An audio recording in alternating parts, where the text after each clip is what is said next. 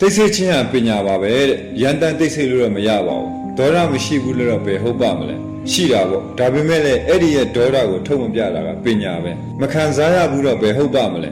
ခံစားရတာပေါ့ခံစားရပေမဲ့လည်းမျက်နှာမှာမပေါ်လွင်အောင်ထိန်းချုပ်နိုင်တာကလည်းပညာပါပဲ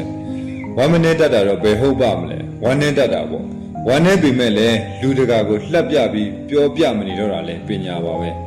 လူပဲခံစားချက်ကတော့အသက်ရှိနေသေးသေးရှိနေအောင်ပါပဲဘလို့ပညာသားပါဖော်ထုတ်သွားမလဲဆိုတာပဲကြွာချသွားကြတာဖော်ပြလို့မထူးဘူးဆိုရင်ဒီလိုပဲအဆင်ပြေအောင်ကြိတ်မိကြော်လွှာရမှာပဲ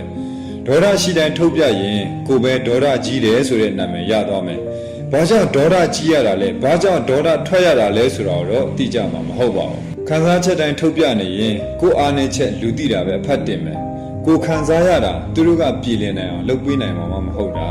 ဝမ်းနေတိုင်းကိုပြနေရင်ကိုအားပြောတာလူသိတာပဲရှိတယ်ဖေးမကူညီမှာထက်ဝေဖန်မဲ့သူကခက်များများရဲ့ဆိုတော့နေတတ်အောင်နေမှနေပြောတဲ့ဘဝကိုရမှာ